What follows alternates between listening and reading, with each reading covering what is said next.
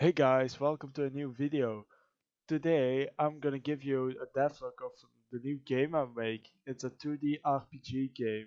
I don't really have a name for it yet. I'm not gonna be using Vegas Pro like I used to. I'm actually going to use Audacity and Adobe Premiere Pro to edit the video. I have never used it before, so I hope my edits and voice doesn't sound too sloppy.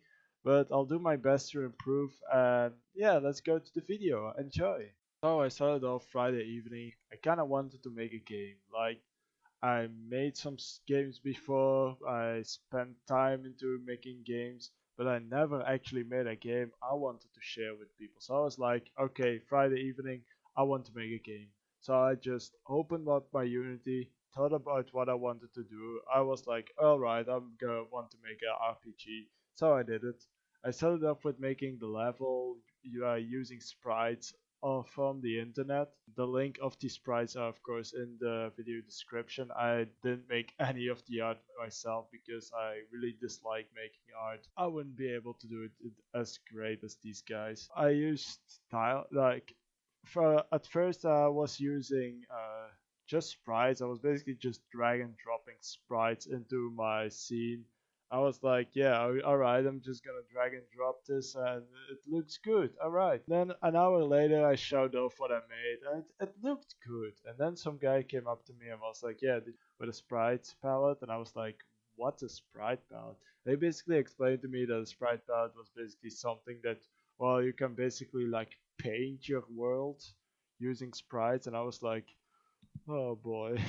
But I was also really happy that he showed me because if he didn't show me, I was about to waste 10 hours on making like a small world. And thanks to this guy, I was actually able to just paint my world. So right now, so I figured out how to use it using some tutorials of Brackeys.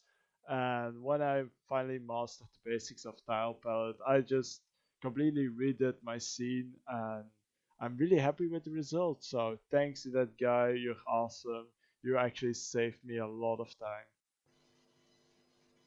After that, I went to bed with the mentality of let's wake up early tomorrow because I was so motivated. I wanted to work on my game. And that was the worst decision I've ever made because I actually woke up at 10, but I was so tired because I hate waking up like to like a clock. I don't want to wake up to a clock. I want to wake up when I'm done sleeping. So I was really pissed at myself. But I just did it, went with it, and I started making my main character. I started with a dummy character, so it's not the original character, but I just went with it. I implemented all the sprites from sprite sheets into the game, and I started with animating it. And it was horrible. I really hated it because it was like four different directions times four different kind of sprites. So I had to do like the same thing 16 times, like not 16 times, the same thing four times, but I had to hook up like five things and I had to hook all these five things up with each other. It was just not a fun process, and that's one of the reasons I hate art because I just hate working with it. I like making the maps, but I really hate this kind of stuff. After that, I finally had some fun. I implemented the code that was basically going to animate the entire thing when I pressed buttons, but I had so many glitches. Not because my code was bad, but because I did a horrible job hooking up all these animations together. After that, I improved the quality of my code because I want to do as clean code as possible. Of course, I know I'm not like some kind of magician with code. I'm not talented in any way, but I was like, with the knowledge I have right now, I can do much, much better. So I went with it, and I'm really proud. I basically changed up some scripts, so only one script has to call for key inputs. So I was able to just make, I just, I was just able to make everything more clear and more PC friendly, let's say. After that, I decided to add some camera movement. So basically, the camera will follow the player. I'm actually really proud of this one. I did it on first try. When something didn't work, I was able to just instantly implement it. I was really proud of myself, so that's why I'm mentioning it. Um, it's it went really smooth. So when I finally got to code after working for 2 hours on these animations, it went awesome. I was really enjoying myself at that point.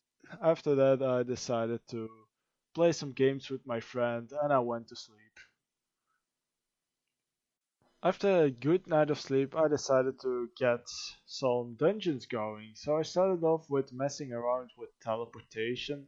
So I could instantly like teleport my character to a dungeon. First, I wanted to connect the dungeon with the main world, but it felt more effective if I was able to just teleport my player into a dungeon, so I had more flexibility with the main world and the dungeons, because then I was able to expand the dungeons as much as I wanted to without actually having to worry about the dungeons and the main world sites colliding with each other. So that's why I went with a teleport mechanic. So basically, when you enter the dungeon, you teleport into the dungeon, and I'll be able to just make it much easier for myself. I started off with building the dungeon using the tile palette, what I learned like at day one, and my Unity actually crashed 3 times. For first time it crashed and I didn't have anything saved. After that it crashed again. This time I had a little bit of saving. Third time I know why it crashed, so I saved it before it crashed. After receiving feedback on my dungeon design, I decided to implement lighting.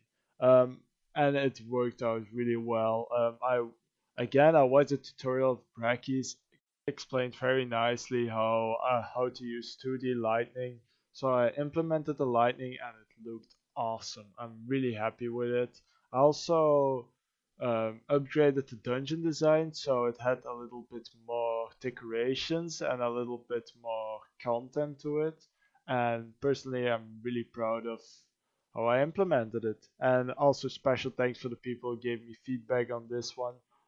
They are awesome. Thanks for that. For the camera movement, I wanted to do something slightly different in the dungeon. I kind of wanted the camera to not constantly follow the player. I wanted to have like a little gate, so the camera basically follows through the gates and doesn't follow the player around, but basically teleports to the next room. And maybe in these rooms, the camera can follow the player around, but I actually don't really have a great idea of how I want to do the camera. If anyone has any nice ideas, feel free to put them in the comment section below. Of course, if anyone has any feedback on this video or any other videos, please make sure to tell me. I would really enjoy feedback. Also, if you like the video, please like it. If you dislike it, you can always dislike it. But also, if you dislike it, please tell me why you disliked it, because I'm really doing my best to improve. So I would love to know what I can improve myself on. And if you want to see more of my game or any other content I might put out, please subscribe. I would really appreciate it. And I'll see you guys in the next video. Bye.